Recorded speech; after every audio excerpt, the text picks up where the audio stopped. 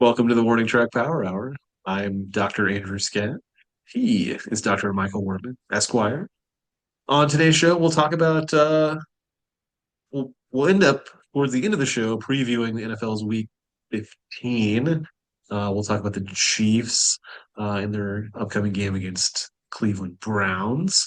We'll also give a little bit of a preview of the college football playoff that's now been finalized. It'll be starting in another week or so from now. We'll talk a bit about the Juan Soto signing. Uh, but before we get into those topics, we'll start today. We've been starting each of the last several weeks with a question of confidence. I think the Kansas City Chiefs managed to win another game on a last second possession. They're still winning games, Mike. They're now 12 and would have won the division, but have they won your confidence yet? No, not really. I think this game actually, ironically, I think this was even though they won off of a kind of lucky bounce through the upright, this was a game that was an easy field goal that everybody should have made. That he almost missed a very easy one. So this is a third string kicker, Matthew Wright.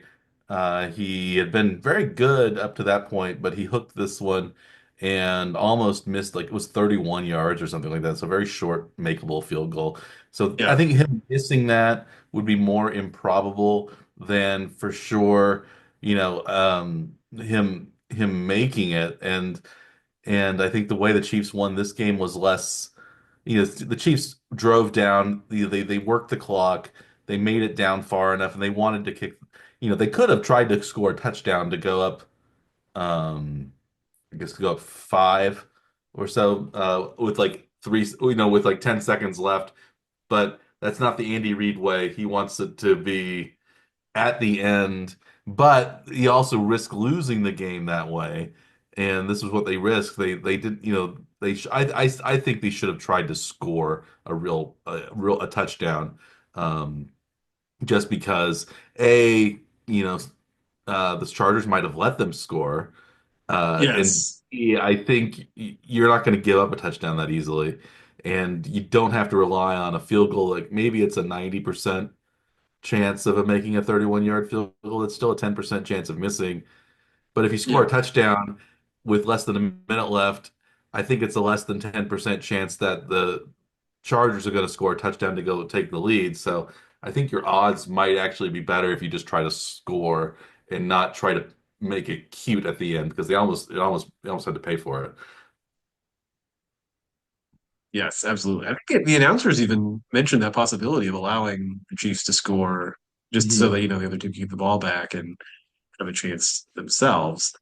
They know they're likely going to, they, would have to have a touchdown, but they'd at least still have a chance then if they let the Chiefs score. Because at least on Yeah, their, because they were well within field goal yeah, range. So I think you don't want the Chargers probably wouldn't want the clock to run out like that. But when you're behind, if the game had been tied, I would have been much less against going for sure. that field goal that way Yeah. because the worst is you're gonna go to overtime. You aren't gonna lose the game. But this one, and they for some reason they did it on the right hash mark, which I don't think is probably as good for a right-footed kicker, since they tend to hook the ball a little bit, they probably would be better in the middle or on the left side for one of those kicks. But um, it's just the way that the ball curves off Yeah. a right-footed kicker's foot. But um, anyway, they made it. This was like I think a less improbable victory than the one against the Raiders, or less certainly than the blocked field goal at the end against the Broncos. So it wasn't a comfortable win. The defense didn't play terribly well in the second half. They played good. They played really well in the first half. Chiefs offense also didn't play very well in the second half until the end. So the Chargers though are a good team, but the Chiefs should be winning games by more points, and you hope that they can win next week against the Browns by more than 2 points. I don't know. I still think the Chiefs are a really good team. But you would feel better if they could blow somebody out for once. Right. And I think at this point too, what their point differential is not at all close to what the other team that has the same record from the NFC, Troy Lions. Yeah, What I their think plus my well, what their point differential is on the season. Did you look at the difference between those two I teams? looked at it a while. I think the Lions are like plus 180 or something like that, 183. The Chiefs are and the plus Chiefs are plus 56. 56. So it's like more than three times more. Um, so yeah, I think the Lions have run up, had some big run. Like they've won like some 52-10 games this year that Yeah. have kind of skewed it in their favor. But they've also won some games fairly comfortably that I think the Chiefs should win by two touchdowns here or there, but they haven't done that at all. So Well, um, and was that more surprising than the Chiefs being at plus 56 would actually be third in the division yeah, it's point behind differential? 8 and 5 teams, Yes. behind the Chargers, behind the Broncos. Yeah. So two teams that they've beaten, I guess, together three times, but by a combined, what was it, two, four, like 11 points probably for the I think that sounds about three right. Yeah. games. I think they won. Yeah. So, yeah. That's pretty crazy. Yeah. What They, a bizarre season. I mean this is more closer to like what you'd hope that they would do, like if they are a little bit lucky but a good team. But it does not instill any confidence though at all, does it? no. You would hope that they could turn it on in the playoffs and they aren't going to care about keeping things close. Or just, but it doesn't seem like they have the offense to blow people out. The tackle position isn't, well, Humphreys might even have, who was new, he may have done a little bit better than Wanye Morris or Kingsley Suamataia, but he was injured late in the game, so who knows if he's going to play next week or not. He might have hurt his hamstring. So maybe we're back at square one with uh, left tackle, right tackle. Juwan Taylor hasn't been that great either. Um, so it's the interior of the line has been pretty good, but I think tackle is probably traditionally the idea is that tackle is the most important position on the line, and it gets a little less important as you go inward. But for the Chiefs, their best players are on the inner part of the line, and they haven't gotten very good tackle play. So I don't know. They're building an offensive line kind of the reverse of most people, but maybe this is fine because I think Mahomes is more affected by interior pressure than he is by exterior the perimeter line pressure. So Well, maybe that's a good maybe it's good that there's a weakness in the line. It's not in up the middle and it's on the edges. he does like to step into some of those plays, right? Where like he's in the pocket. He does seem to like he'd rather go, in and forward and then one direction rather than like, all the way around the outside. Yeah, So maybe that's okay. As long as the tackles can push their blocker back far enough, then, he can still step yeah. inside of Have them it. overrun him. Yeah, Yeah. So, I mean, but they don't have to really block them. I just have to be like in the way, I guess, right? yeah, Enough to yeah. make them go around, right? The receivers haven't done a whole lot. Like, Hopkins I think has been a good addition, and I think if they can get it to Juju more, that would be good too. But maybe they just can't get open. I'm not sure what's going on there. They Worthy and Mahomes still haven't hooked up, at least for deep balls, very well. This last couple of games, Worthy's been better on the underneath stuff than Yeah. he. But you wonder if he's going to be like a Mecole Hardman type player that never quite gets on the same page as Mahomes, even though he's been there for years. Sometimes they have big plays, but it seems like if there's an incomplete, it's a, I think you probably noticed this too when even in the good years of the Chiefs offense, Hardman never quite connected in the same way that, certainly not Tyreek Hill, but like even, Demarcus Robinson or, um, Juju or those other guys, were able to. So this is, yeah, so I don't know. Maybe that'll come to an end. But like I think missing Rasheed Rice, missing Hollywood Brown has really hurt the team, and maybe Brown will be back by the time the playoffs roll around, so that would be something good. But especially with Hardman now also on the IR, so the Chiefs have had a lot of injuries. Um, they're basically every tight end but Kelsey and Noah Gray have been injured for extended periods of time. Uh, Rasheed Rice, we mentioned, has been out the whole season almost. Um, Pacheco has been out most of the season. He seems to be kind of back in. He's seemed pretty spry the last game or two, so maybe Yeah. he's on his way back. Um, they didn't use Hunt quite as much last game against the Hmm. Chargers as they had before, but I don't. Yeah, and the defense hasn't been quite as good with the secondary. The secondary hasn't been. Did you see that Steven Nelson was re-signed by the Chiefs, former cornerback during the Bob Sutton years? Yeah, they need some extra depth there, it seems like Yeah, I think he was signed to the practice squad. He had been after leaving the Chiefs, he had been like a starter for the Texans and for the Steelers and maybe one more team. I can't think, but hmm. Eagles for a year. But yeah, he'd been pretty good since he leaving the Chiefs. So maybe he'd be a good fit as the number two or back number three corner with some experience. So y- yeah, there's it's good that the Chiefs are still tinkering like that. I think they're trying to find somebody that they can bring in to be an improvement in the places that they need improving. So Brett Veach I think is doing a good job there. He doesn't ever seem to be satisfied, like No, with just like resting and resting on his laurels, I guess, right? And just sitting back and waiting to just see how it plays out. It does not yeah. seem to be that. It's always proactive, looking for other pieces that might help. That's, I mean, what you every franchise would hope that they would have in a GM. Mhm.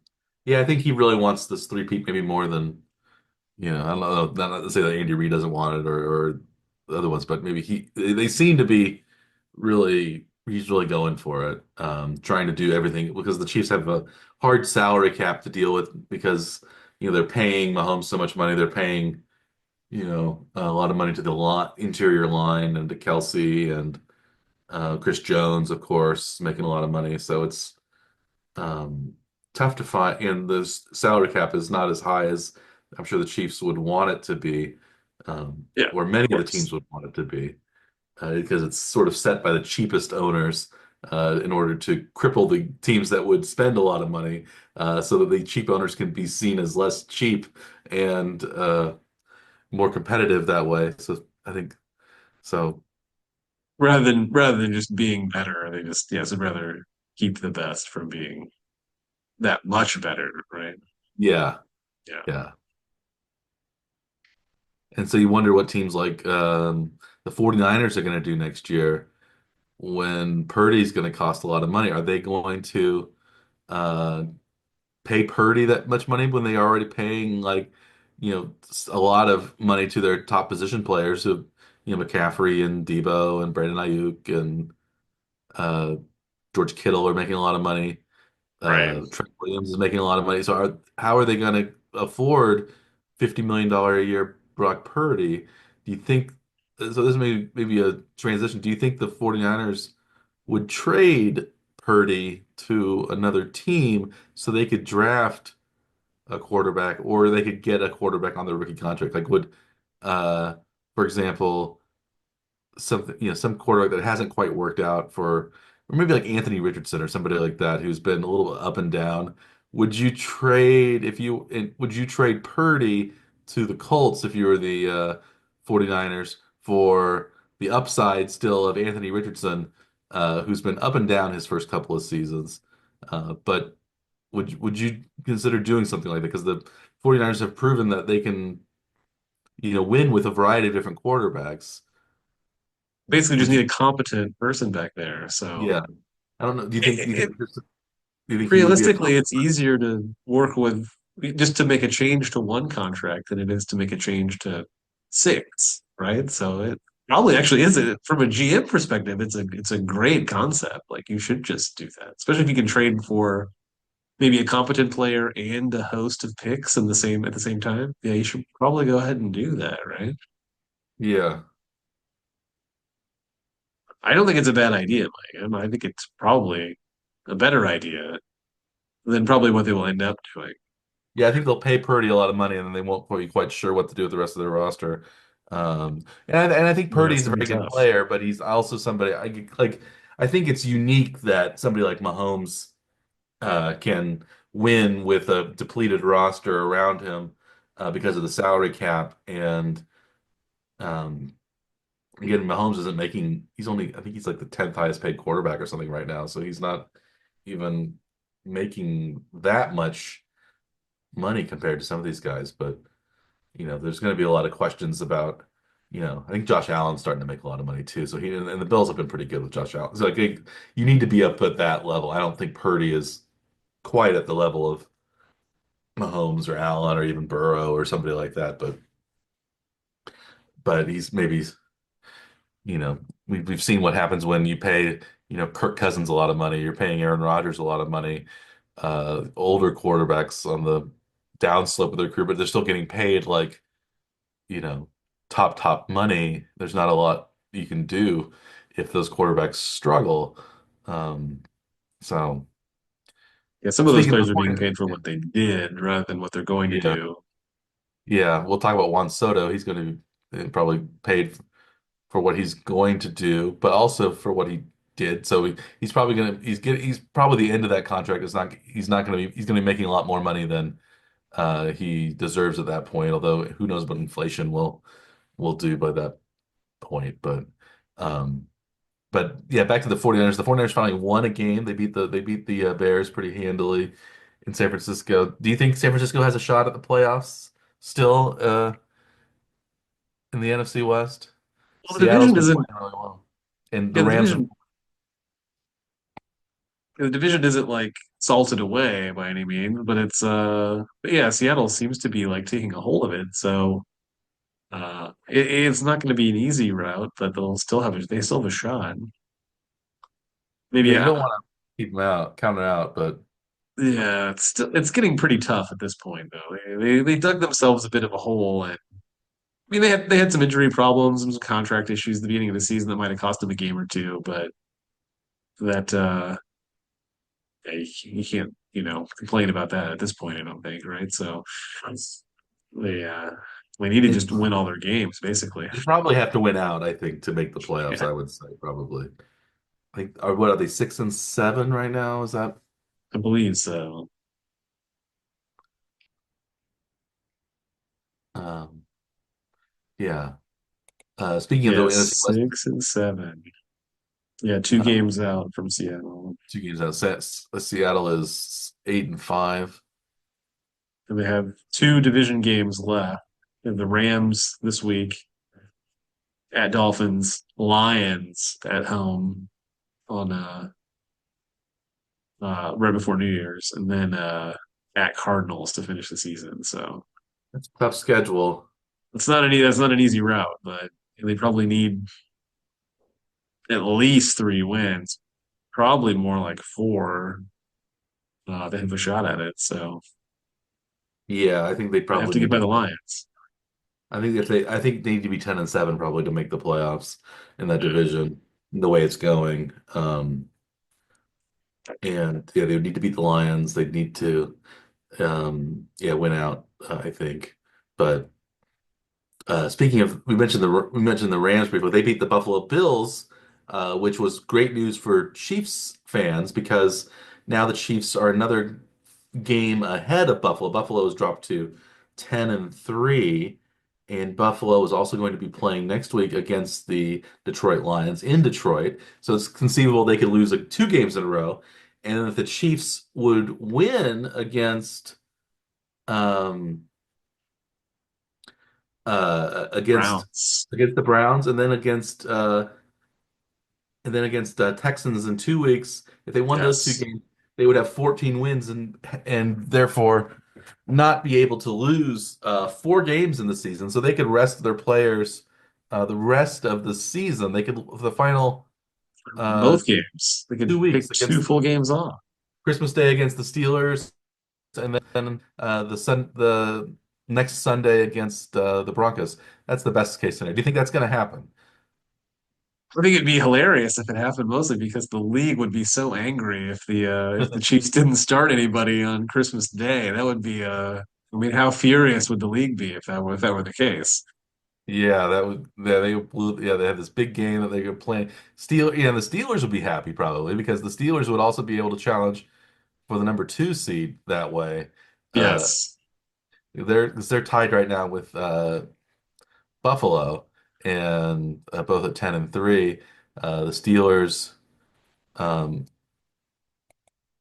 Yeah. had They'll definitely need that win. yeah did yeah, the Steelers they beat Cleveland last week, so who the Chiefs are playing next week. They won handily against Cleveland. Um, so yeah, this they avenged their snow game loss from a couple of weeks back. Um, and so this also, I think, the way the playoffs are stacking up now, it looks like I think the Chargers maybe are still the number 5 seed. Is that right? I'm not sure. Uh, I didn't look at the playoff standings. Chargers at six right now Chargers are 6, Ravens are 5. because Baltimore has a tiebreaker with the Chargers because they played each other or they played each other, I guess, and Baltimore won that game. Yeah, you'd like to see, I think, that Baltimore in like the 6 or 7 position, because then they would, well, although they won their playoff game, the Chiefs would probably play them in the first round because they would be the low seed. So maybe, but you would want Baltimore to be on that other side of the bracket and have to go through 2 and 3. So a couple of those teams would knock each other out before the Chiefs play them. You want the Chiefs to play maybe Houston first round in the playoffs. I think they seem like the weakest division champ, and then wait until the championship game to get Buffalo or Baltimore or Pittsburgh, whichever one of those teams ends up making it out of that group. Um, I think would be the ideal. Or you could even see Denver or the Chargers emerging. I think it seems like the AFC playoff race is pretty well shaped up. I don't think the teams outside looking in, I think eh, are going to get it. The Colts and the Yeah, Dolphins are both still 2 games out. The Bengals, the right. best they can finish is 9 and 8, so they're technically still in it, but um, But that's a tough hill uh, yeah. to climb at 3 games back with only 4 games to go. That's pretty tough. Mhm.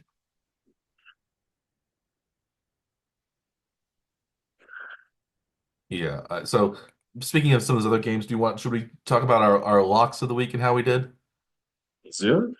We together we finished 3 and 3 on our locks of the week. 3 victories, 3 defeats.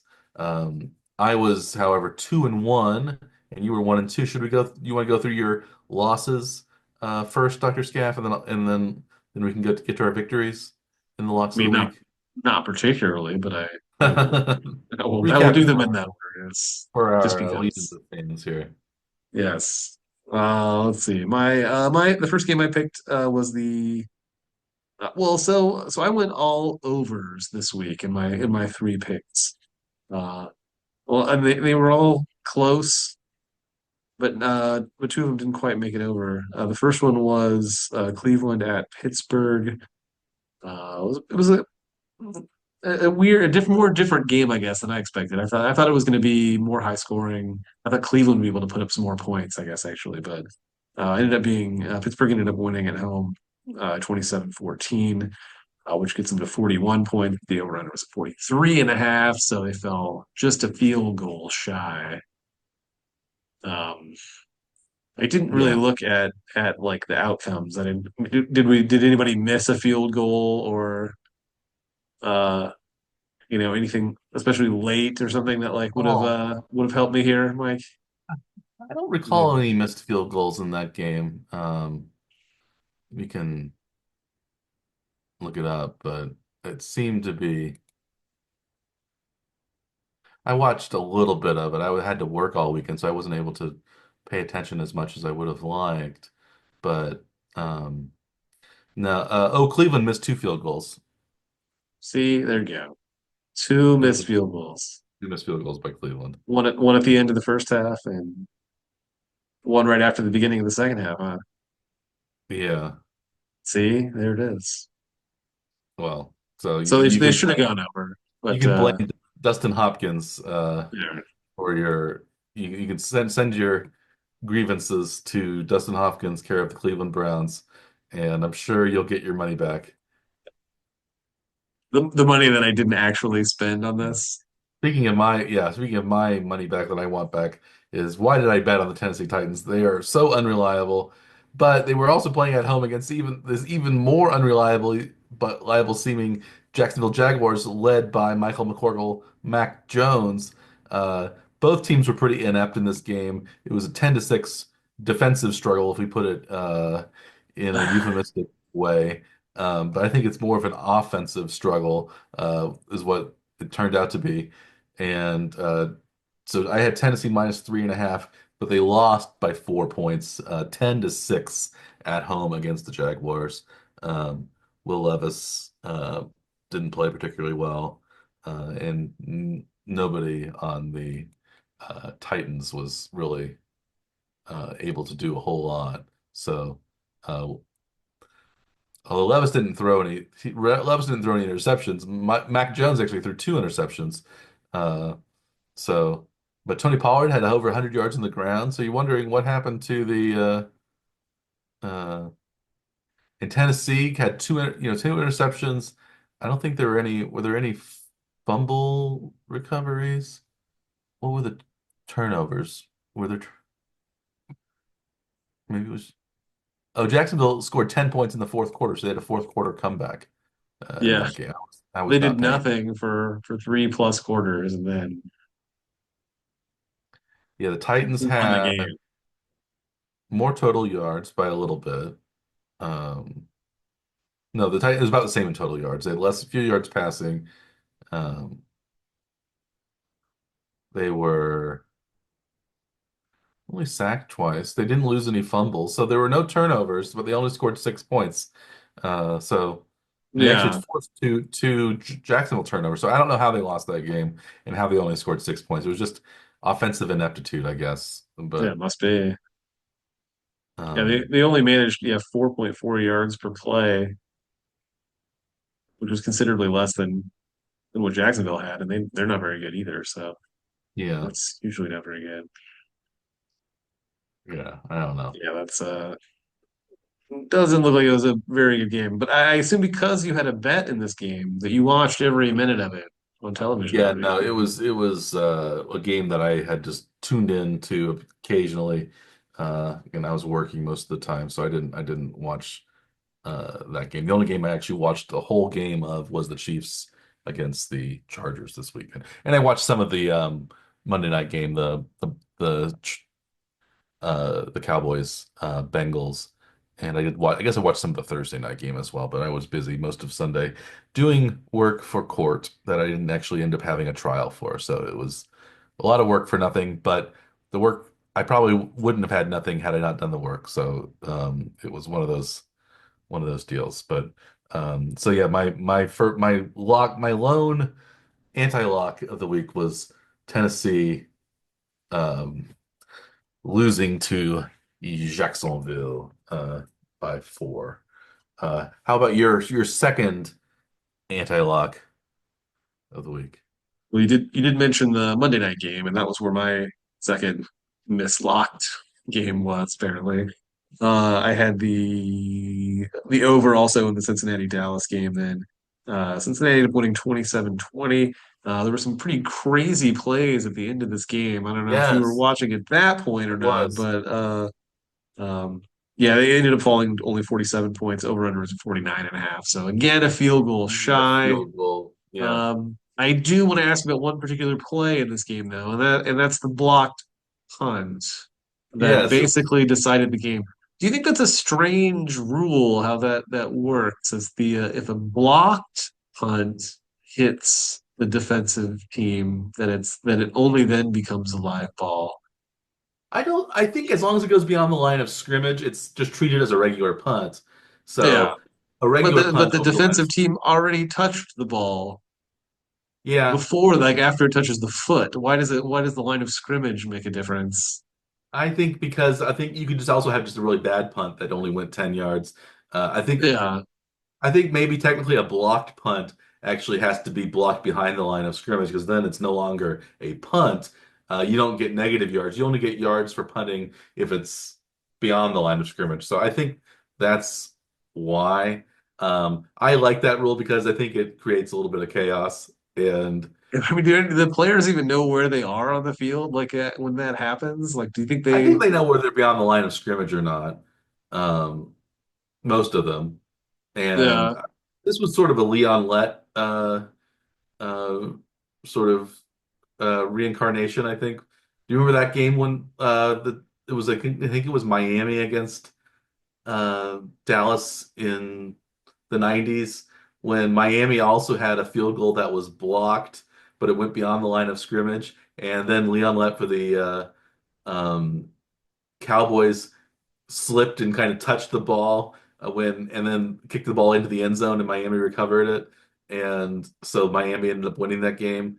This was the same basic thing where we have another defensive player on the Cowboys not get away from the ball and it bumps him. I guess he was trying to catch it, but he should have just gotten away from it like a regular punt returner. yeah, And um, yeah, so it was not yeah it was Leon Lett part two yeah. in Dallas, but yeah, so that's what I thought immediately when that happened, and then the announcers also would say I think they mentioned Leon Lett later, but I think so. uh, Yeah. yeah, it was a crazy game, but yeah, the Bengals pulled it off, and It was like getting close to being like a setup for the scenario that I would have needed for it to go over would be like, if the Bengals had the ball, like instead of punting, if they were able to go down and get a field goal, then it would like allows for Dallas to try to come back and like, try to get a touchdown to win the game, which would have tripped the over then in the yeah, or at scenario. least get it to overtime, which would also provide another chance of getting the Hitting over. that hitting that over, yes. But Yeah. instead it was just Cincinnati ended up recovering the ball, ended up keeping it for most of the remaining time, scoring a touchdown and basically icing the game. And so, And this was also a time where probably instead of scoring a touchdown, they would have been better served at kneeling at the 1 yard line, because then they could have run the clock completely out rather than giving the ball back to Dallas. That's what the Chiefs would have done. They would not have, Chase would not have, the Chiefs would not have wanted Chase to score the touchdown with a minute left. They would have wanted, DeAndre Hopkins or whatever to take the ball all the way down to like the 2 yard line and then kick a field goal at the end to win by three. right, Just ruining the spread and ruining everything for bettors everywhere. Um, exactly. the gentlemanly home stretch that he likes that we've coined here, the ARG. Uh, but this ARG wouldn't be as bad because again, the worst that they could do is go to overtime since they were tied already. Right. So um, yeah, that would have been a better. Yeah, right. I Rather than guess the possibility of losing. assuming that the field goal wasn't like blocked and returned for a touchdown, which is pretty unlikely. But you never Yes. know. It's happened before. Yeah. Yeah. So Right. So now that the losses are out of the way though. yeah, we can go to the victories. Um, Speaking of bad teams, the other so all three of my bets were really hinging on bad teams performing slightly above expectation, and kind of maybe luckily two of them did. And so my other one of my other bets was the Giants plus 3.5 at home against New Orleans. That line actually went to plus 5.5 as kickoff went by. So I did not get that on the best deal on that one. But I still thought the Giants would keep it close. I actually put the Giants on the money line as well. They didn't win that game, but they didn't win the game, but they only lost 14-11. So I squeaked by. They were plus 3.5, and they only lost by three, so they covered the spread, and so I won that one, the horrible Giants New Orleans game. So I think I had probably the two worst and two lowest scoring games of the week uh, in that I bet on the 10-6 Jacksonville, Tennessee, and the 14-11 Saints Giants.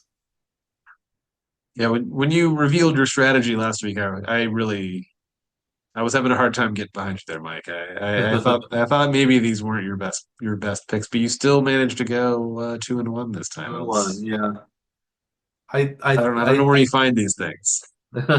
Well, I've been working the spread. I'm less confident. I go under for everything, but I've been less confident in each of my individual unders. So I I've liked the spreads, and I'm going to go with three spreads again for this coming week. But yeah, I just was trying to look for any place where I thought I could get an angle, and two of them worked out. One of them didn't. We'll get to my second victory after your uh lone lock of the week success story. Yes.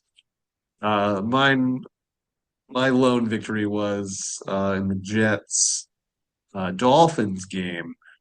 It ended up going to overtime, which is always good for over bettors, but it was already over by the time it got to the overtime. Miami ended up winning 32-26 for a total of 58 points, well over the 44 and a half that was necessary for the over. So easy win there, but I didn't pay very close attention to this one. But it is about what the type of game that I expected anyway. Relatively high scoring. So Yeah. Miami did not cover though. They were 6.5 point favorites, so they barely missed covering. yes, They won by six, but they were inept enough. If they had scored at the end of regulation, they would have had to kick the extra point, and that would yes, push them over. So we would have been right on the spread, but yes. overtime, so the extra point was not necessary. So So do you yeah, think the odds makers like the rule that you don't have to kick the extra point in overtimes? I would guess probably in this case because I bet most people were betting on Miami over Yeah. the Jets. So I think they won a little bit of money. The books did on that one. So yeah, Yes. I think they With really that know what. line set at 6.5 and an overtime game set Yeah, up, they already knew the outcome. yeah, they couldn't lose really. Couldn't be bad, right? Yeah, I don't think. Yeah, there's no. Yeah, no way to. Maybe, yeah, no way to lose that one. Maybe in a playoff game, they could lose that because each team is guaranteed a possession in the playoff game. Yeah. Um, so you could lose, I guess, by up to 8 points in a playoff match because then the first team could score a touchdown and a 2 point conversion to really put the pressure on the other team. But um, yeah, speaking of 6 point victories. The Philadelphia Eagles defeated the Carolina Panthers 22-16, which was a victory for Philadelphia, their I think eighth or ninth straight win. But it was a victory for me on the spread because Carolina was actually 14-point underdogs, so they covered the spread relatively easily. I thought maybe they'd be able to hang within 10 points of Philadelphia, and they certainly did that. They almost had a chance to win at the end had Xavier Legette caught a big pass from Bryce Young. So the Panthers have been pretty frisky the last few weeks since Bryce Young has come back from his benching. So they might be a team on the rise next year for the NFC South uh, title. But they weren't able to beat the Eagles this week, but they were able to keep it close enough that I won my that bet, and my second lock of the week was successful. So I finished 2-1 uh, on the uh, on the week. You were 1-2. Where does that leave us on the season right now, Dr. Scav? So you've climbed your way up to 25 and 17 now, plus $800, which is the a very far cry from where you were many weeks ago, like week 5 when you were like 4 and 11. I think you were 2-10 in week 4, I think, right? So Yeah, that was from my low 2-10 to 25-7, Mike, you're on quite a stretch right now. That is a very, very nice string of wins there. Yes, I've been fortunate. I think as the season has gone on, I've been able to at least find the games that I like and isolate Yeah. those. I haven't necessarily won money on the whole, but I've been able to at least find the games that I've seen an advantage on. So it seems like I've been able to isolate my best picks. So maybe that's a strategy for me going forward, is that if I do think I have a hunch to go with that and Yeah. where it takes me. Yeah, and even if it's into the dregs, because this time it was all three of your locks came from the lower tier of the league. Even you're like, nope, Yes. this is what I'm going with, and you still managed to get 2-3. That's pretty impressive, Mike. I'm a little in awe of these seemingly bizarre picks, even You'll have to at sign up for my times. newsletter. Sign up for my money line, my winning newsletter. Only 19.95 a week, and you can also get access to these picks as well. Um, that's what I should do. Yeah, Yeah, gonna be you get you all the have figured angles. something. You've definitely figured something out. Call my toll 1-900 number and get these picks for yourself. Yeah, You your remember your usual cell phone rates will apply, but also the 6.99 surcharge per minute per minute? that Yeah. goes directly to your wallet, right? Yeah. Do you remember that Simpsons episode where Homer was betting on football and he called like Lisa was really good at betting and but then he and Lisa were on the outs and he ended up calling this 1-900 number that cost I think 4.95 a minute or something like that, but it went uh, really slow. He go, what the game this week is my am he versus Cincinnati, Cincinnati, Cincinnati, T. And Homer was like, come on. It was just going really slow, just talking really slow. So that's how I would do it to really milk every dollar I can out of the inveterate gamblers that are calling into the hotline. So that's what I would do.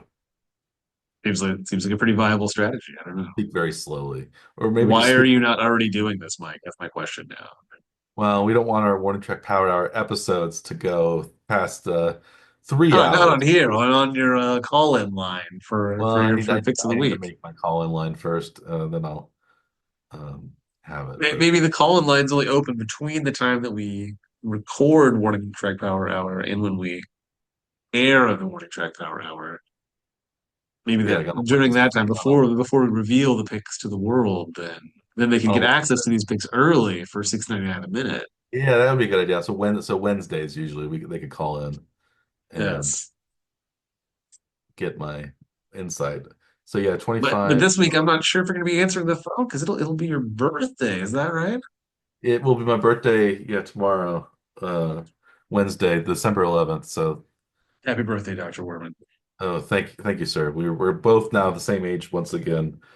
I don't know if we might be past middle age by this point, since we'd have to live to be 92 now to be For this to truly be middle age. middle age. So Yeah. I always that's thought that that, was weird because you don't know what your age is gonna be. So how do you yeah. know what middle age? For some And people, even you middle think of age people like is in their 50s as middle age, but that would be like mean they have to live to be over 100 to be yeah. middle. Yeah. Really, it Yeah. should be like 35 to 45 is probably close to Yeah. middle age, 70 or maybe 35 to 48, maybe we could say is middle aged. But Yeah. um, We're always gonna want to say it's higher than we we'll all maybe live think well it over should be. 100, Yeah. especially with modern tech. Seems like modern technology hasn't extended our lives quite as long as we would have liked. But most people are. My parents are, are still around. Your dad's still around, so Yeah. well, maybe they'll go a while. It helps, but these are things we don't know. Yeah, Can't control these things. no, no. Or we we could bump off a lot of people younger than us, and then make us seem like we're really passing the median age. Uh, Would that be That like seems like that's a strategy. We could strategy? I don't know that I don't know how that would really help us or not, but it might make us feel slightly better that we're outliving our peers. it's all just about perception, I guess, anyway, Yeah. right? So Yeah. So what does yeah, it really mean? yeah. So this will be our 40 we each are entering our 47th year on planet Earth. So But for maybe our warning track power age, this is our age 46 season. age 46 season. Yeah. That's when we really hit our stride. It's Yeah. like Yeah. 27th season in baseball. We'll get to baseball in a minute. Juan Soto hasn't even gotten to his 27th season, but let's talk about the big board. We haven't talked about the big board yet. No. I had a pretty good week on the big board. You had a not as great week, but that was mainly because you ended up doing so poorly on the spreads. You only got 3 out of 13 games. That seems hard to accomplish almost. What was up with that one? Well, it's been really hard to accomplish when getting 11 of 13 on the money line, right? So it's the outcome I was not surprised by at all for the week, but apparently the games are a little less did or at least didn't follow what I thought they were going to do, or the league is just somewhat unpredictable right now. Maybe you did a better job uh, on the spreads this week by Yeah, I quite won a a bit. little bit of You had money on 8 the of spreads, on 13. the money line, and on the over under. So I was a little bit up on each one. Um, Yeah, yeah, I across got the 8 out board, of that's always 13. a nice week. Yeah. So I ended up winning about $475. You ended up losing about $530. So we are getting closer to one another. So that but I'm still down about 700. You're still up about 250. So still about $1,000 are uh, difference. But one more week like this week we had will be even. So um, I'm still working my way back to uh, putting my head above water, and you're still a little bit above water. Um, are you For more me, confident in this week, or have you even looked at so far as to all the bets you want to make on the big board? Do you think this week's going to be better for you? well, so I think maybe I should maybe qualify just a bit because like last week I had a fantastic week. It was like the best week that maybe either of us had had Hmm. since we started doing these, like betting on all three types of bets for all the games. Uh, and then this week was much of a reversion to the mean, apparently. I did use most of the same strategy from last week to this week, like a lot of hedge type bets, like betting on the games being closer, but the favorites to win, and it didn't work as well this week. Next week, I'm not sure. I probably shouldn't stick to the same type of strategy. We do have a full slate this week, though, so it's going to be a lot more games.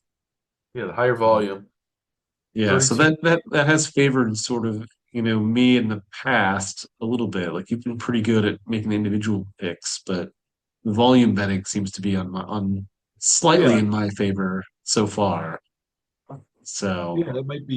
Yeah, maybe having all the teams back will just. Yeah, you haven't been able to be that good at isolating your good picks from your bad picks, but on the whole, you've been picking games correctly. So it's yeah. um yeah, But so it seems like every year there's always a couple weeks that just do not fit with what one of us, thinks the week is going to be, and it ends up being something just totally different. And it just like there's just some like abnormalities, I think, in the league. Like sometimes there's just some weird weeks. That's yeah, I pretty think much you it's kind of have to just chalk some of it up to that kind of thing. You yeah, just let it some of it's go and just random. move on. Good teams Yeah. play poorly, bad teams play well, and you can't predict which ones are going to be which. Um, If yeah, only we knew these things, Mike. How do we yeah, yeah. apparently need But to call your hotline and wow, I did pick you'll let one of people my know. I did pick the Rams to win on the money line and to cover. So that was one of my maybe my biggest victory of the week. I also picked the under in that game, and that went way over. So I still wasn't perfect. Uh, I'm not sure if I was perfect in any of the games. Um, No. I think I we had just found a mistake in the spreadsheet, uh-oh, but will well, that we bring us? can fix that one. It will change things a little bit. It's on the Seattle game. Ooh, I didn't win the uh but I did. ah Seattle, Arizona. Yeah, yeah. It doesn't help when we're in. Yeah, we'll have to fix that. So it's going to be a couple $100 swing. In your favor or my favor? I think it's going to go in my favor, right? Because I think I have it showing as you getting the win on the Seattle game on the spread, right? Uh yeah, you will get that. So we are getting closer. So I still up a little bit. I'll be up a little bit, but not as high. And you will Yeah, be down a little bit, but not as low. I don't like it when that happens. That's okay I though, Scav. We can't always be perfect. But you know you did discover it though, so that was yeah, that ends up being a bigger change. Okay, so there now it's corrected. so I ended up winning about 300. You ended up losing about 300. So yeah. You were up about $50, I guess, right? $40? No, about $50. No, you were up like 300 almost. yeah. I mean, compared to me, you were Yeah. up like $600. Is that what that looks like? Yeah. Yeah, up to about 600, but it was about $1,000 difference because I was up about Yeah. 500. You were down by 500. Yeah. Then we got you got a 200 point bump. I got a 200 point uh Yeah. Sorry about demerit. that. Oh, that's all right. We're still Yeah. we're still getting we're still doing well. Yeah. You're um So now I actually got four of the spreads right instead of ooh, only nice. three. That makes a And little more sense. Wait, I that's only got 7. Yeah. oh well. Oh well. Okay. I still won a little bit of money. I was slightly above. You're still Uh up.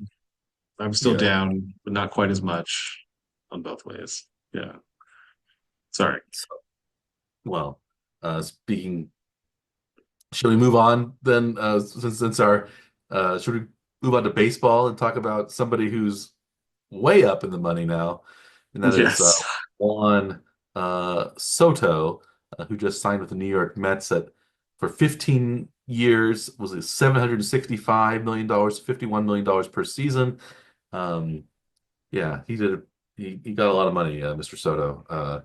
Do you think this makes the Mets big contenders next year, or is this just going to be another kind of disastrous free agent signing for the Mets, and they're just still going to be uh, metting it up? So it's hard to say that it's going to be just more of the Mets, uh, just throwing money at the problem and then having them constantly be terrible. But until they do something else, that's hard not to think that at the same time, right? Yeah, They do seem to have like a better plan now, at least anyway. They do have a lot of really good young talent that they've spent a lot of money on. The expectation is going to be on winning a lot of games, but until they actually do, it's really hard to be that confident about them. Especially, the National League isn't like an easy even division for them to like pull out of with the Braves and Phillies in the same group. It's not necessarily an easy route out of the division to get to face the Dodgers, who are spending even maybe more money in some ways. yeah. So I don't know. And does it It hurt the Yankees seems now? Did you see the Yankees signed Max Fried today? yeah, it's about 200 million, I think, for 118 million, 8 years. So that another um, another good pitcher. So maybe they're loading up on pitching in the Bronx rather than hitting now, which is a little unusual. We think of the Yankees as a offense first franchise, and with some good pitchers, but the best pitch, probably who's the best pitcher in Yankees history? Probably is it Mariano Rivera? You think so? He's a relief pitcher. Uh, maybe. but you have like White, when even going back to Babe Ruth. Babe Ruth was a pitcher in Boston, but then he went to the Yankees and he became really a full-time hitter and didn't pitch very much at all. Yeah. Uh, And the Yankees, had like Whitey Ford and stuff like that, but you wouldn't consider, Whitey Ford one of the all-time greats. He was, a great pitcher, but he's Yeah. not the level of Lou Gehrig or Joe DiMaggio or Mickey Mantle or those, it's the offensive stars that you remember for the Yankees primarily historically, and the pitching is kind of you know has been sort of the also ran. You have some good pitchers in history, but not Catfish Hunter or um,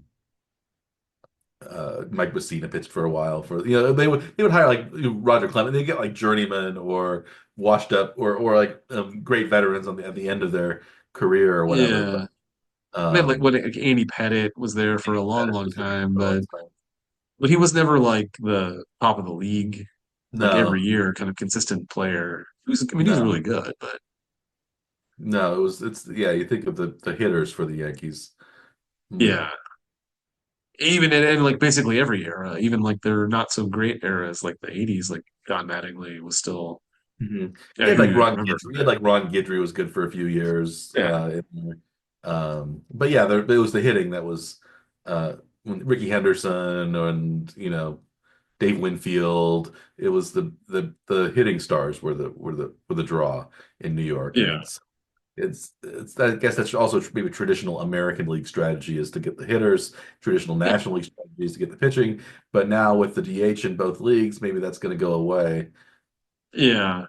Well, and the new Yankees Stadium isn't necessarily that pitcher friendly, No, especially in right field. So, it's the same dimensions of loading up on fielding. arms doesn't really matter that much.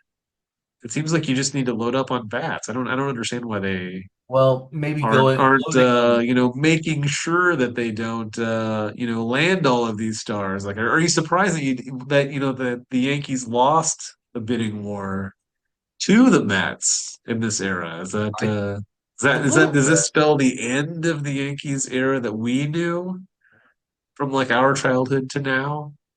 I don't think so because they did spend quite a bit of money on Freed. I think he's a left-handed pitcher, so the idea that left-handed batters do really well in Yankee Stadium, so maybe you have a good lefty to go against the lefty. Maybe that neutralizes the short porch. But yeah, I think the Yankees actually had a chance to um, match the offer the Mets made, but I think they only were willing to go like 15 years and 48 million a year or something like that rather than 51. And So what's the really, difference though, really? Like, yeah, I know is it what's the difference surprised at the that end. Yeah, yeah. but But maybe like they, somebody can outspend the Yankees. That definitely signals a change in the league. Does it not? well, the Dodgers have been outspending the Yankees the last few years. But So like Otani wasn't really talked about as being a Yankee though, right? no.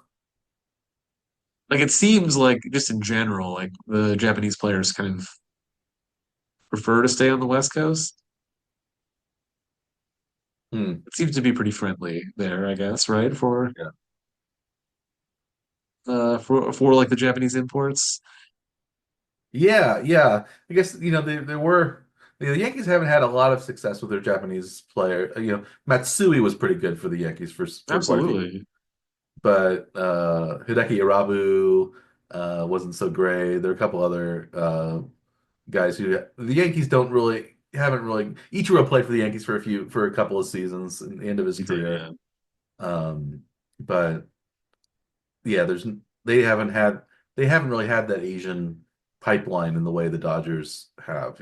I think probably a Yeah. lot of the Asian players like to want to stay on the West Coast because it's a little closer to home.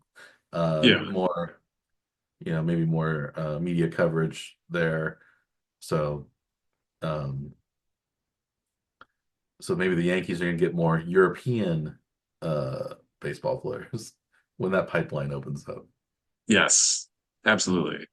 Or they Yeah, get, well, I guess you could say they get a lot. They get a lot of Dominican and Caribbean players because there are also large populations of Puerto Rican and Dominican people in New York, yeah. which Juan Soto was one, and he I guess is still in New York, but only uh, going to Queens instead of the Bronx. Right. So, um, do you think this means we might have Subway series coming up soon? Do you think the Um, I would think I mean, my assumption would be that this means that the Mets are on the way up, and it's probably likely that the Yankees are on their way down a bit. So I'd probably say we're probably less likely to have a Subway Series for a while anyway. How about you? Is that what you were thinking too, or something different? I don't know. I don't know if I don't think I wouldn't count the Yankees out of it. The Yankees only had Soto for one season, and Their like offense was very reliant on Judge and Soto both being productive, and I think if you take one of them out, I think they automatically become weaker offensively. It's not just the player themselves, but like, the kind of protection that they provide to the other players around them in the lineup too. So I think the Yankees lineup is going to be, you know, downgraded, I think, quite a bit just by having Soto not being there. But yeah. who knows? So since this is a 15-year deal for Soto in New York with the Mets, what do you think the Mets' chances of winning, say, multiple titles are in this 15-year stretch? So that's probably what they're going to be expecting. Well, they haven't won one since 1986. Six, So yeah. it's been almost 40 years. I would. Again, it's tough to win repeat titles in baseball. Baseball's a little random, Yeah. and But repeat uh, titles, we're not talking about like back to back. This is like two or three over yeah. 15 years. That's not Yeah, insane. there are 30 teams in baseball. The average Yes. team you would expect would win point 0.5 titles in Yeah. 15 years. So a good team would win one. A really good team might win two. Yeah. Um, and that's would be a lot to expect. And really, historically good teams would win three or four in 15 years. Yeah. And And there also is like a sort of you apply, an amount of money spent on teams tend to do better with when you're actually willing to spend money yeah. on And teams, and the Mets definitely are willing to spend money. That's not going to be a problem. yeah, I don't know what the Mets roster exactly looks like next year. Yeah. Lindor, he's still going to be there? Yeah. Um, I mean, so presumably that I was would part say, of the yeah, maybe they, factor that wanted like Soto wanting to play there was that, have other relatively young players that he can also, be matched Mhm. with. So,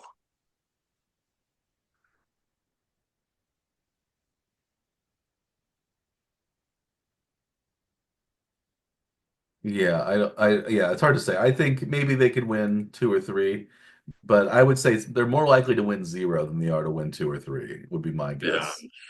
that's what I'm afraid too, actually. So, It's tough to buy your way to you need a lot of things to go well in baseball. In football, in some ways, you know, you football you can win a lot with a great quarterback, but it takes more than just one great player, even at a premium position like Soto playing outfield every day.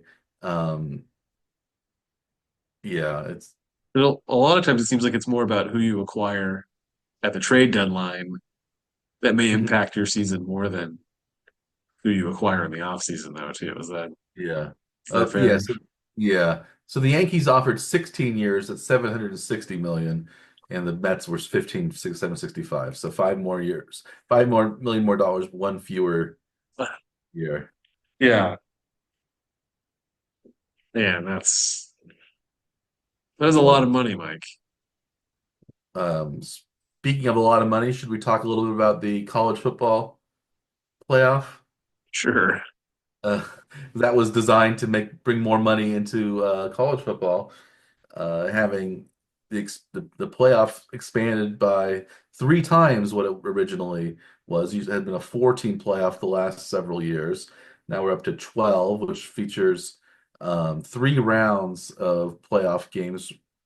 Um, Actually, four rounds of playoff games from the original two rounds of playoff games. So Right. uh, we had the Big 12. Some of the teams that were in the final. 12 were teams we expected. There were a couple of teams maybe that we didn't expect in there because they won their conference. One of those teams was Arizona State, which beat Iowa State handily in the Big 12 championship game, 45 to 19. And then we had Clemson sneak their way back into the playoff by beating SMU after Miami lost to Syracuse. So, um, do you think so? What do you think of the playoff field? SMU still made it into the playoffs ahead of Miami, ahead of Alabama. Do you think SMU is a deserving 12-team playoff? They didn't play. They played in the ACC. The ACC now has two teams. The Big 12 only has one team in the playoff. Is the ACC a better conference than the Big 12 this year, do you think, in football? Well, not necessarily. I think really it just came down to, yeah, the Big 12 had four teams at the top. Because only two teams can play in the final game, and Iowa State did not play well in that game, so they're not gonna make it in to the college football playoff portion. And it's hard to justify bringing in two teams that weren't good enough to make it into the final.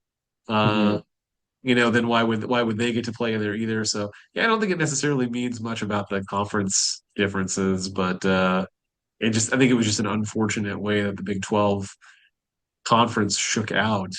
They don't play enough of the same teams because of the way the schedule is set up. Uh, so you can't really tell what teams are good.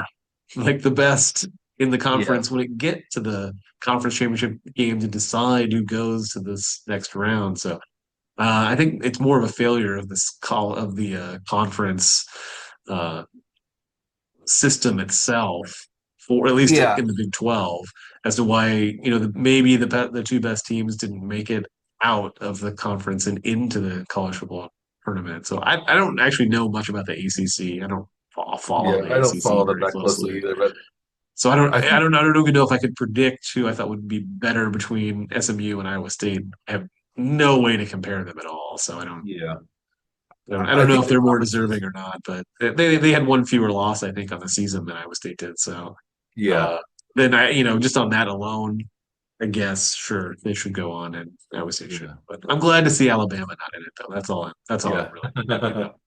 I I think maybe in some ways the conferences are too big. So because you can't like they're all like 16 plus teams now, it seems like. Yeah, You can't play you only can play about half the teams in your conference. And right. so unless you're playing the championship game, you can play another game. But so I think that has hurt conference play. Maybe they need to add more conference and fewer non-conference games. To Yes, absolutely. maybe play 10 conference games and only two non-conference. Yeah, Um, and that would make things, I guess you could tell which teams in the conference are better, but that also might sometimes that also builds up losses for those teams too, for teams if you play too many right. conference games, because conference games are tougher than the non-conference usually. Unless you have, occasionally you have one really tough non-conference game, but the rest of them are against cream puffs. Uh, Yeah. So like as Iowa State always has a rivalry game against the University of Iowa, which is always competitive, or yeah. they're very good. One of the other. Like Iowa never has like a terrible year. So Hmm. like that game on the schedule just makes the strength of schedule for Iowa State's a little higher than maybe some other schools would have with their non-conference schedule. But the other two games that they tend to play are usually not very tough Yeah. opponents. But Yeah. it doesn't Well, usually help when if you're trying to get into this kind of tournament. Like you need to play tough teams. The chance that you have to like bolster your strength of schedule when you're trying to make your case for being in the college football playoff. So like you probably should be scheduling tougher games. If that just means just adding a conference game to the schedule, then just add the conference game to the schedule. Why are we even talking about this? Right? yeah.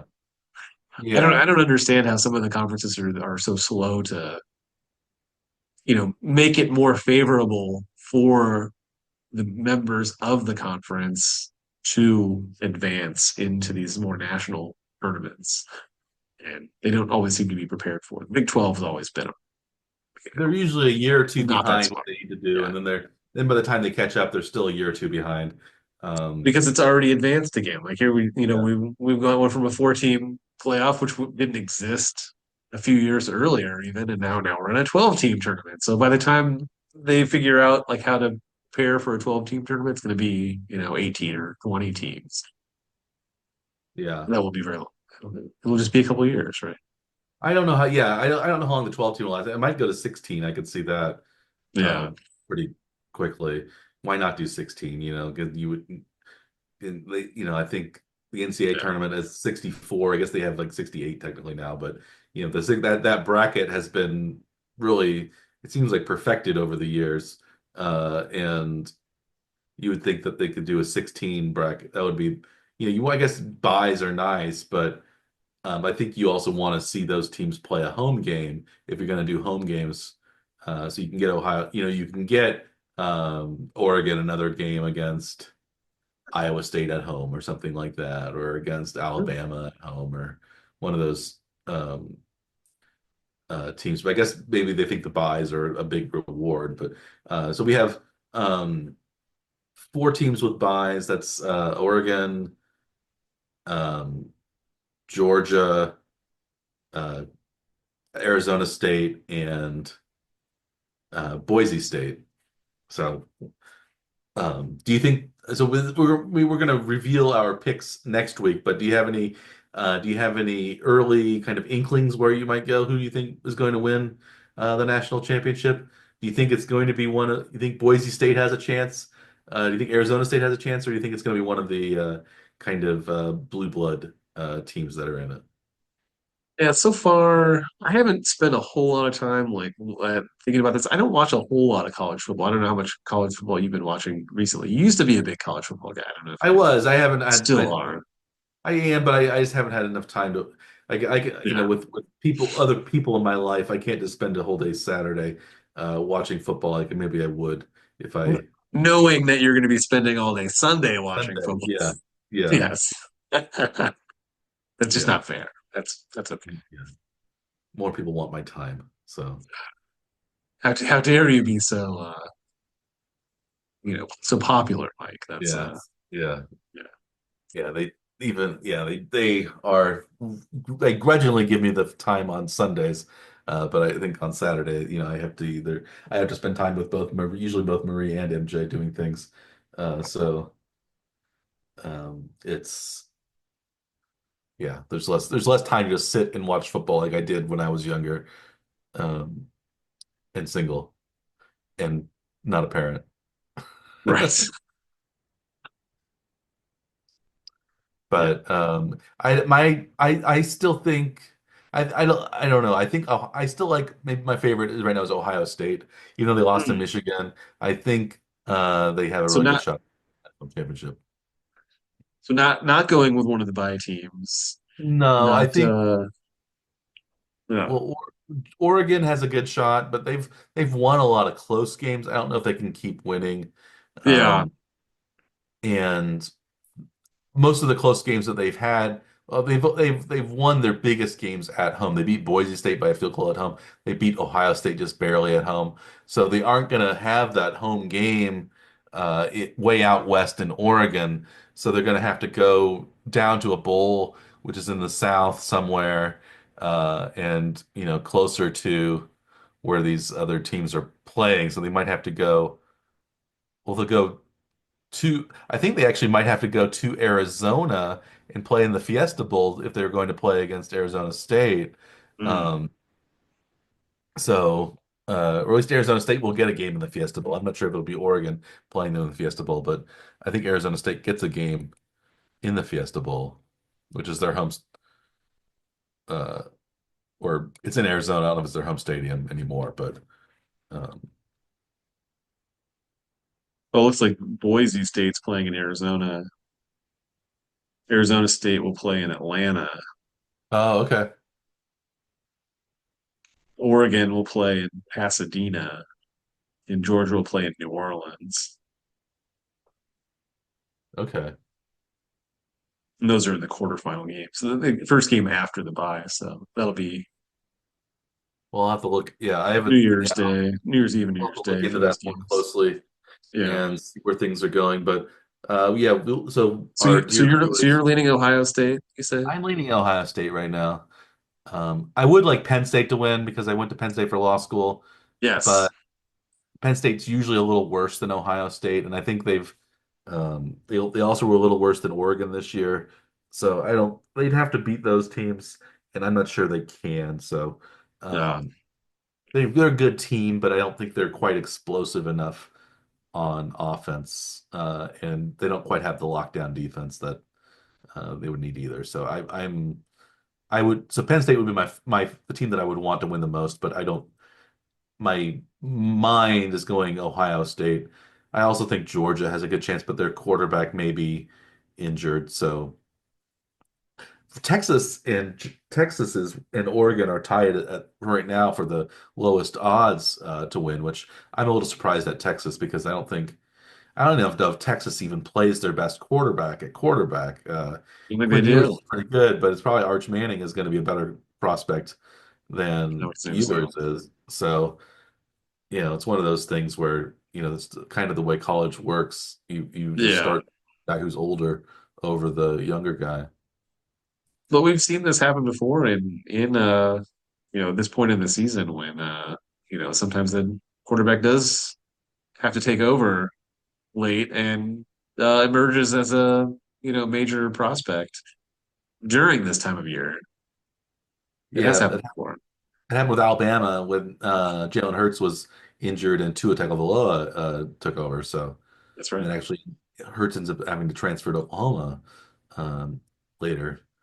Yeah. Yeah, but now they're both pretty solid NFL quarterbacks. Yeah. But it could happen. Speaking of solid NFL quarterbacks, should we talk about our uh, locks of the week for next week and the games coming up next week? Actually, I don't know Sure. if we have. Well, I think I am. Well, I guess all of my games that I'm betting on, I guess you could say there's a solid NFL quarterback there. If you want to include somebody that we have been reluctant to include among the solid quarterbacks all year, because of his lack of letters in his name, and that's one Bo Nix, of course. But um, want me to talk about my first bet of this coming week Yeah. with young Mr. Nick? So I don't think I have bet on Denver at all this season, in part because of the too few letters in Bo Nix's name. Only five letters, first and last name combined. But Denver is favored by only 3.5 points at home against Indianapolis, whom we have mentioned a little bit when we talked about Anthony Richardson maybe being traded to the 49ers, uh, which I don't think is going to happen, but I think that would be an interesting uh, kind of theoretical trade. But I think Denver's a lot better than Indianapolis. And if this was on a neutral site, it would be like Denver only being favored by half a point, 1 point, something like that. And I think Denver's quite a bit better this year. They've proven to be quite a bit better than Indianapolis. So 3.5 points in Denver. Denver's one of the great home field advantages because of the altitude, the cold weather. And the Colts are not a cold weather team. They are an indoor team. So I think Denver has a good shot at winning the Peyton Manning Bowl this go round. So Denver -3.5 over Indianapolis. I How just about I your just first one? flipped I just flipped back just because I was curious to see when the last time you'd actually bet on a Denver game was. And you did bet on it a couple times, but not necessarily. You didn't bet on them, I guess. Took them in an under like maybe 5 weeks ago, Okay. which was successful. And you also bet against them like in week five, and with the Chargers being an underdog, but expecting them to win, which they also did. So you've done well in picking in Denver games. Okay. In the Yeah, I in the knew I quick hadn't bet glance that on I could make. Denver. Yeah, in a long time. So You haven't bet on Denver I've then. been edging closer. I've been betting against Denver, then I've been Yes. a neutral bet involving Denver, and now I'm Yeah. going to bet of Denver. On Denver, actually. Yeah, And that's as a favorite even too. So it's not. that's a favorite. Yeah. Yeah. I mean that's a big shift. Yeah, my last bet against was against the Colts. uh, at New England, where I thought that they were overly favored in that game. I ended up winning that bet just barely because the Colts actually, I think they were favored by 1.5 points, and they only won by 1 point because they went for 2 point conversion at the end of that game. But I don't think the Colts are a great team, and I think they're being overvalued on the road this year. So I'm I'm going to go with Denver. Yes. How about your first lock of the week, Dr. Scott? Well, I think I'm going to change up my strategy a little bit. I have not been doing quite so well. I've been 1-2 the last several weeks.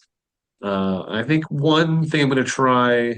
Last week I took some bets on some overs. The week as a whole was fairly high scoring, but it was kind of isolated to just a few games that made up most of the overs, made up most of the average for being so high. I think for the whole league, really. I'm maybe taking a strategy here more of the if I can't beat Mike Werman, I will join Mike Werman by uh taking some unders this week. So I found a couple games that I thought were interesting for unders, which is not usually what I tend to like to bet on anyway. But one of the games I was looking at is the Monday night game, Atlanta at the Las Vegas Raiders. One of the Monday Uh, night games. it's the slightly later Monday night game. Over under number, this one is 44 and a half. Actually, both of the Monday night games are 44 and a half, but the one, and possibly neither of them will be terribly high scoring. Chicago, Minnesota, Atlanta Raiders.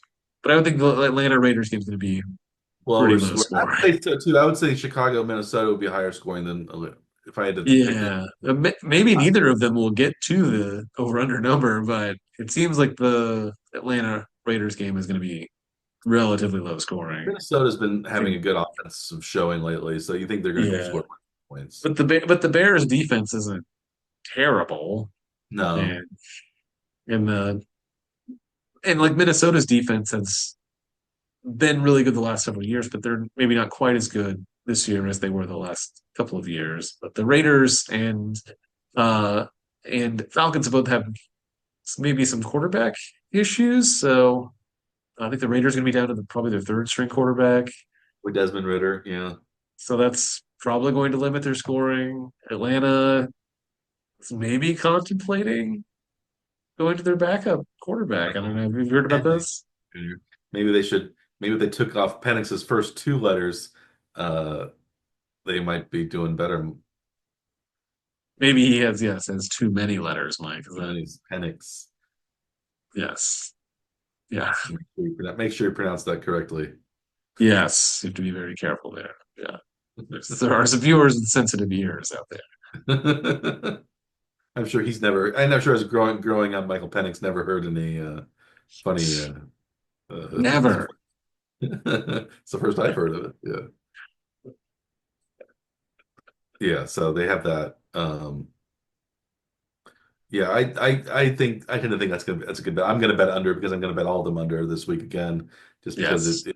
I think it streamlines my thoughts, and so I'm gonna go under on that game. So I of course agree with you.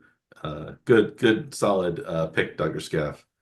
Um, Yes. it's Finally it's trying to win over Mike's approval. That's it's as my goal solid here. as my second pick of Cincinnati at Tennessee. Cincinnati's only favored by 4.5 points. Tennessee, whenever I bet on them, they've let me down this year, including this past week. So I am going to bet against the Titans. Of course, how they'll rise up and beat the Bengals, but the Bengals are still trying maybe to find a playoff spot. If they went out and go 9-8, maybe they can get into the playoffs. Probably not, but still. Um, they have much more. They have more to play for than Tennessee does, I think, right now. So, um, and I think the Bengals they beat the Cowboys on the road by 7. I think the Cowboys are better than Tennessee is, even if the Cowboys haven't been playing terribly well. Cincinnati's fairly close to Nashville. Maybe there'll be a lot of Cincinnati fans in the crowd. So I see them winning that game by more than 4.5 points. So Cincinnati minus 4.5 at Tennessee. I was pretty shocked to see how close the line was on that game. I don't quite understand how. Now it's only 4.5 points, as poorly as Tennessee has played over the course of the season. But I see this game maybe more as, last week you betting on the dregs not performing to the level that you expected. Now you're trying to punish the dregs, Mike. What's going on here? I'm trying to punish, well, I'm trying to punish one particular dreg, and that's Tennessee. I thought Tennessee was actually going to be pretty good this year, and they've been just terrible. So I did Yeah. not. You were correct on Tennessee being bad. I thought maybe their veterans that they brought in might be a stopgap and have them play fairly well in a fairly weak in a fairly weak AFC South, but it hasn't. They've been actually the weakest team probably in the AFC South since they proved that maybe in their loss to Jacksonville this past week. So Who um, defeated Jacksonville without their yeah, starting quarterback. yeah, Yeah, not yeah. great. So we're gonna pick against Tennessee. How about you, Dr. Chef? What is your second lock of the week? So my second pick, I'm still looking at unders, and I was looking for games that I thought would be likely to be low scoring. And yeah, you just mentioned Jacksonville, so it just happens that the Jets are playing at Jacksonville. Uh, I don't see that as being a very high scoring game. Even if one team does well, the other team's not going to be also scoring a lot of points. So over under number in that game is like 40.5, which is the lowest of the week for any game. But I don't see how they're going to get to that. So under 40.5 Jets at Jacksonville. Well, you know me, I'm gonna go under that game as well, and I think that could be definitely under. I think the Jets defense isn't terrible. Um, the Jaguars only scored 10 points last week in their win. So, I think the Jet I would well, I guess I would take the Jets in this game over Jacksonville if I had to pick a Yeah. winner. Um, but yeah, Well, I and could see this being, they're only a 3.5 point favorite over Jacksonville. So like they yeah. I don't see how the game's going to be like a 22-19 type game, 21, yeah, 21-18, somewhere in there to like be close to the over under number. I don't see how it's going to be that many 21-17 points. maybe I could see. Yeah. 24-10 maybe. Something like that. But yeah, Yeah. I don't see it as a super high scoring game unless something weird happens. Maybe some defensive touchdowns here or there, special teams touchdowns that can kind of screw things up, but for the under better. But Yeah. yeah, I like that bet too. Under 40.5 in that game. My last lock of the week is a little bit of an interesting one. Again, it's also if you can't beat them, kind of join them sort of game. I've been betting against Seattle quite a bit lately um, because I don't think Seattle was very good, but they've proven me wrong. It seems like they've actually been playing pretty well, even with Kenneth Walker being out last week. They beat the Cardinals fairly handily. Uh, Now they're at home against Green Bay. Green Bay is coming off a loss to Detroit. They might be a little demoralized when they have to go all the way across the country to Seattle. And Seattle as home underdogs against Green Bay. Green Bay, I guess, has a benefit of a little bit more rest because they played on Thursday rather than on Sunday like Seattle did. But I don't think Seattle should be uh, underdogs at home against Green Bay. I would say this game's more of a pick 'em if anything. So I'm going to go Seattle plus 2.5 versus Green Bay. I actually probably will pick Seattle to win as well. Geno Smith's had a good season. They still have DK Metcalf and Tyler Lockett and Zach Charbonnet has been filling in well for Kenneth Walker, and their defense has been strong. Their offensive line has been good. So, yeah, I like Green Bay has not played particularly well against good teams. They've beaten up some bad teams, but when they play the good teams, they don't always come out on top. So, um, I could see Green Bay, who I still think is going to make the playoffs. They still like and we mentioned this before when we went on the air. We neither of us really thinks that Green Bay is quite as good maybe as they were last year. The way they were playing, their wide receivers haven't kind of gelled quite as much as they did last year. The defense hasn't been quite as good. They have Josh Jacobs, he's been a good running back for him, but Jordan Love's thrown some interceptions, and yeah, I think Seattle is the bet to is the side to bet on there. So I'm going to go Seattle plus 2.5 against Green Bay at home. And this is not at all in the dregs at this point. So these are pretty good teams playing each other. Yes. Yeah, so all three of the teams that I bet on are actually pretty good, although the Yeah. Bengals have the worst record, but historically they've been a very good team. So the last And several years, they're for sure an underperforming team, at least in record, yeah, because Burrow's had a very good season, but yeah, Burrow's been really team good. has not. No, yeah, Yeah. Burrow's had outstanding season. I think 30 plus touchdowns, only 5 or 6 interceptions. So Yeah. yeah, he's been healthy all year. But yeah, the defense I guess hasn't come through enough, and they've had some bad bounces. So fortunately for the Chiefs probably won't have to play them now in the playoffs, which is lucky. Um, so yeah, but yeah, so I like Cincinnati minus 4.5, Denver minus 3.5, and Seattle plus 2.5. How about your third lock of the week, Dr. Scaff? It's my final pick of the week. I'm actually not going to go with an under for the third pick. I was yeah kind of skating through the games. I thought one of the games I thought well, the line was maybe a little off from where I would have expected it to be. Miami's on the road at Houston this week at they're plus 2.5. It seems like since Tua Tagovailoa's been back, Miami's offense has been playing pretty well. Um, Houston's going to be a little bit depleted defensively with that suspension from the previous game. Uh, I'm not sure why Miami is really an underdog. It seems like it should be closer to like an even type pick'em game, but with the 2.5 points, I really like Miami in that situation. So third and final pick for the week, Miami plus 2.5 at Houston. Yeah, I think you're right. I would go that way too. I think because Miami's been playing well with when Tua's been here, and Houston has been not as good as they were last year. I think at the beginning of the season, I mentioned I think two of the teams from last year that I thought were not going to be as good as they were last year as they are this or that they would decline this year from their Yes. last year. I thought Houston was not going to be as good, and I turned out to be right on that one. Yeah. But I also thought Detroit was not going to be as good as they were the previous year, and I turned out to be so far wrong on that one. But one for two, uh, not too bad. Yes. Um, yeah, yeah. So yeah, Houston is still going to win that division, I think. I guess it's possible that Indianapolis could come out with it, but if that would also so if Indianapolis won, that would make my Denver bet not come through. So I don't want that to happen. I want Houston to be the number 4 seed, so the Chiefs would hopefully play Houston in the first round if they're the number 1 seed in the divisional round. So that would be ideal. Um, but we'll see what happens. Are there any other games? We have the Chiefs game playing against the Browns on Sunday at 1 o'clock Eastern, 12 o'clock Central. Chiefs are favored by 4.5 in Cleveland.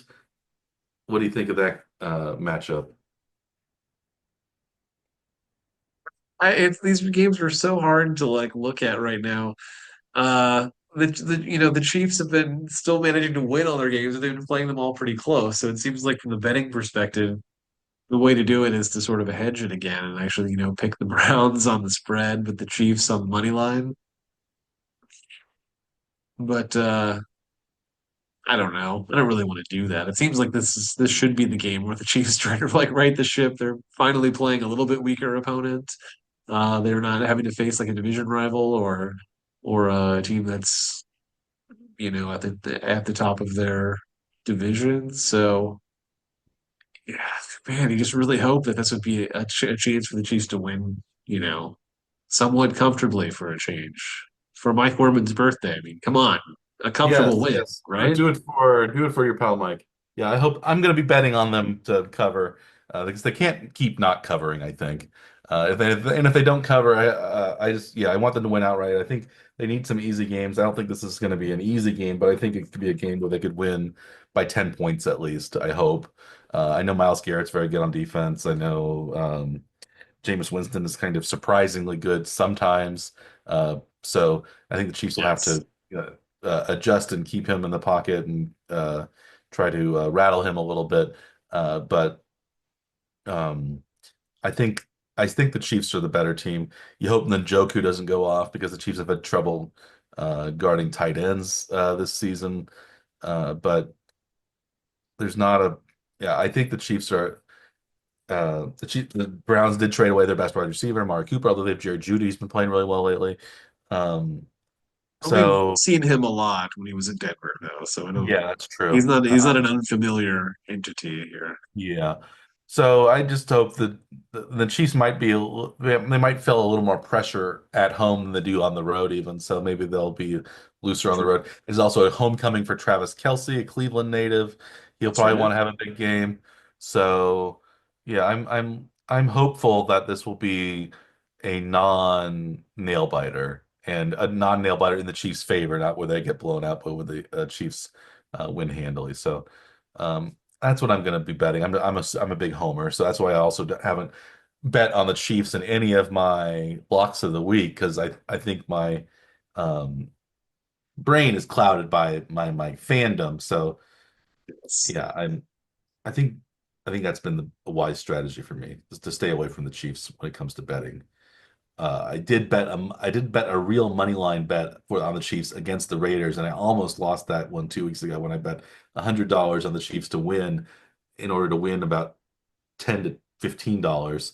And fortunately, they did win. But That's not a standard bet that you even talk about making. That's surprising that you would entertain a bet like that even. yeah, yeah, it was not betting $200 to win $5, but it was close. That far. Yes. Um, Speaking of close, are we close to the end of our week of the power? Oh, maybe we haven't talked about. Are there any other? There's the big game. Maybe the biggest game this weekend is the Detroit Buffalo game. Do you think Buffalo could lose twice in a row and give open up the Chiefs home field advantage lead? Do you think that's likely, or do you think Buffalo's going to pull it out in Detroit this week? They're only 1.5 point underdogs. So it seems like on a neutral field, people think Buffalo's a better team than Yeah. the I'm a Lions are little right. surprised by that. I would assume that Detroit would be favored by a little bit more than that, especially with Buffalo coming off of a loss to probably a weaker team. Uh, the Rams, were able to score basically at will against them. So Yeah. Detroit is a good offensive team, but they're also a good defensive team. So I'm not sure why this game is so close. I think it's fairly likely that Detroit's gonna walk away with a win, and Buffalo will be 3 games back of KC after this. So you like, yeah, that's interesting. I wish I had your confidence. I also think maybe Buffalo might be playing better since they had a loss. They might be a little sharper, but I am hopeful that Detroit comes out with a victory, and then that would help the Chiefs immensely when it comes to home field advantage because then in theory if they beat the Browns and then they beat Houston the next week they would have 14 wins in the season and Buffalo could do no better than 13 wins because they'd have 4 losses already. That would end up the Chiefs will be able to rest their players even on Christmas Day in Pittsburgh and the final game against the Denver Broncos in Denver. So um, maybe we could see how Carson Wentz does as the starter, and if he plays well, maybe he'd be able to. I would hope that Wentz comes back as the backup next year for Yeah, the Chiefs, rather than try to find a starting position somewhere if he plays too well as the backup starter this week. So or this year. So um, we'll see what happens with Mr. Wentz. But I would like to see him in a couple of games, and not because the only other reason would be because Mahomes would get hurt. But I think just you preparing don't need for a that. possibility if Mahomes has to be out a series or two, like he has in the playoffs a couple of years Yeah, before. We had the Chad Henne drive. We had a couple of times against the Browns, then against the Jaguars. He has had to come in the playoffs. So maybe if Mahomes is shaken up just a little bit. Uh, we can get something out of Wentz. But I don't want that to happen. But I want to be prepared for that and having maybe Wentz start those last couple of games, and then maybe also having Kingsley Suamataia maybe play tackle again, and some of Yeah, the other guys who haven't been quite as good get their confidence back up. That might be the best thing to do because the Chiefs don't have an undefeated season to keep alive anymore. So they right. know, you just want home field advantage and be able to rest your players as much as possible, I think. And there's that rest versus rust question, but I think the Chiefs are more banged up right now. They probably want that rest. So that's what I'm hoping for. But uh, let's see any other games on the schedule we like, Dr. Scaff. Game I thought might be interesting, but it's unfortunate that it's on the Thursday night slate is the Rams at 49ers. Yeah, that'll be an interesting game. The Rams have been playing fairly well. The 49ers are finally winning after having a bit of a losing streak. I Yeah. don't really like that game. It's going to be unpredictable. I would, if it was not a Thursday, maybe I would like the Rams more, but playing Yeah. on the road after only 4 days, maybe I'd like the 49ers, but that's a game that'll be close, I think. Yeah. Um, It has the sort of letdown game, written on it after, having just beaten Buffalo mhm. in a really knockdown, drag out type game. So, uh, Yeah.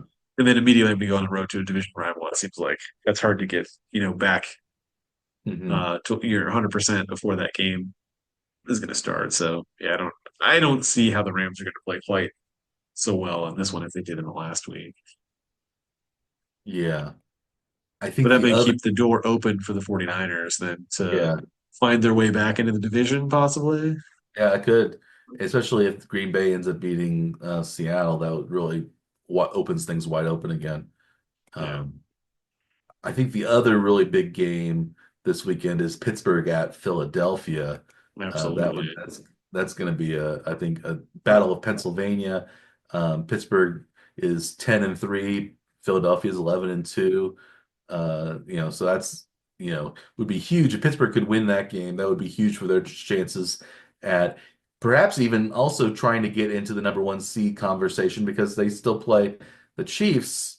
And if they knock the Chiefs off, the Chiefs would only have to lose one more game to be out of number one seed position. So unless the Chiefs would have to, if they win their next two games, they'll be fine. But if they happen to stumble against Houston or against um, the Tex, I mean not the Texans, the Browns, uh, Yeah, or Pittsburgh could at least be playing for the number two seed, which was another solid. They get the weakest of the playoff teams, the wild card teams, and probably avoid Baltimore.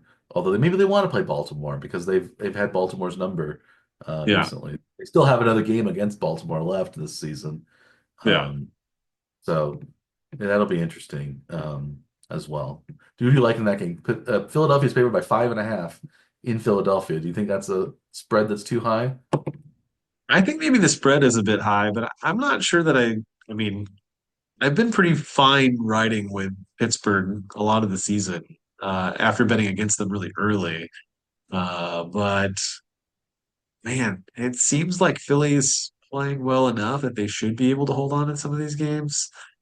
I think maybe they just saw Carolina as like maybe that was a trap game type thing when they were looking ahead to this one. So I don't think they'll be underprepared for it. So I think I'll end up picking Philly on the money line, but I make sort of hedge that the game is close and take Pittsburgh on the spread.